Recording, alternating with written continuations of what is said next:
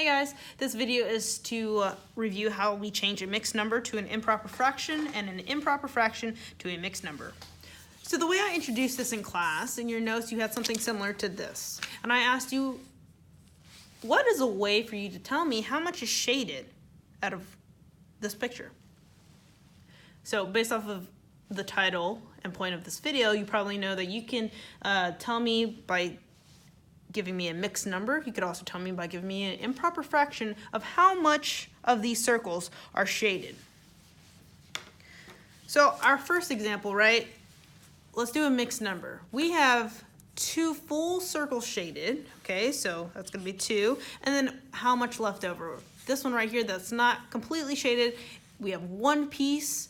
How big is it? We broke this circle into 4 pieces, so we have 2 holes and a 4th shaded. Okay, this is called a mixed number. If you think about it, 2 and a 4th is because we have whole numbers and fractions. We're mixing it up. That's why it's called a mixed number. Another way we could say is we could just count up all the pieces. How many pieces total do we have? We have 1, 2, 3, 4, 5, 6, 7, 8, 9. We have 9 total pieces.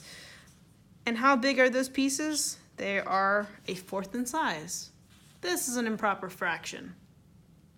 So we can say that we have 2 and a 4th shaded, or we can say we have 9 pieces shaded, each that are a 4th in size. Now, how do we go back and forth between these two things without drawing a picture?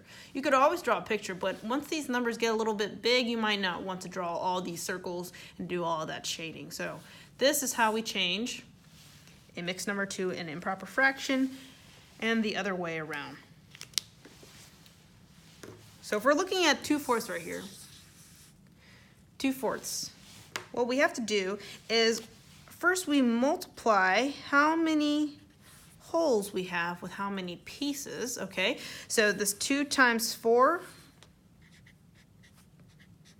is 8. Okay, and that 8 right now is telling me how we have 2 full circles, each with 4 pieces inside of them. Okay, 1, 2, 3, 4, 5, 6, 7, 8. That's what that 8 is coming from. All right, and then we have to add this 1 extra piece right here. So we're gonna take this 8 and we're gonna add this 1. We're gonna add. Okay, so 8 plus 1 is 9. This is where this 9 right here comes from. So we have 9 pieces, and again, they're each a 4th in size. So we're gonna keep this denominator exactly the same.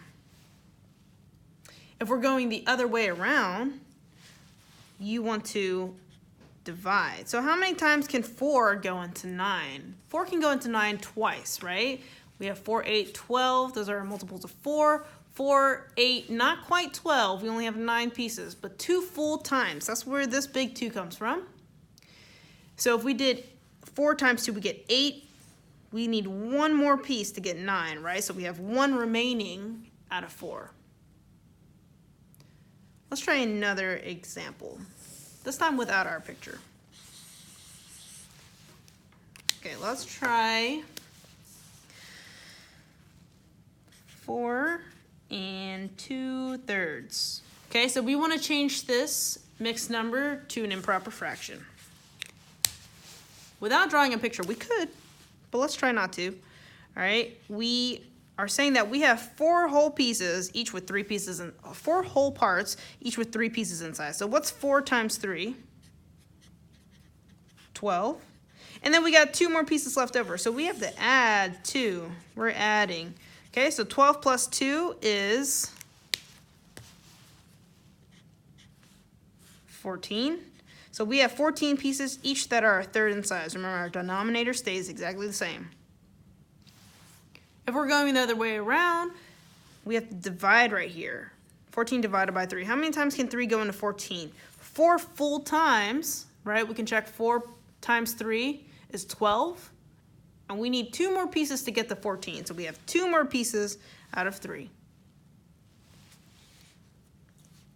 Do you need to try 1 more? Let's try 1 more. We'll use blue. Okay, how about 3 1/5? How do we change this to a improper fraction? We are going to multiply our whole number by our denominator. 3 times 5 gives us 15. And then we have one more piece to add, so we're going to come over here and add this 1.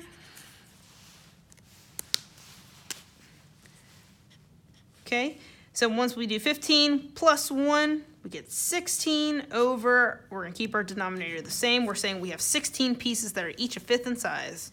Okay, if we're going back this way, how many times can 15 go into 16? 3 full times. 3 full times. 3 times 5 is 15. We still need one more to get to 16, so we add 1/5. And the reason that we do this and why this is helpful for multiplying and dividing fractions is because when we're using our tricks of multiplying across for fractions, multiplying straight across, it's easier to multiply straight across when you have this type of fraction. Or if we're dividing, we're using keep, change, flip, it's easier to keep this type of fraction and then change, flip for us to multiply across to get our answer. Okay, so this is really just a useful tool. You can look at them either way. If you want to draw a picture, you can draw a picture. We could have drew a picture for this if we wanted. We could have drawn a picture for this if we wanted, but this is kind of a trick for you to use without having to draw it all out. Okay, hope that helps.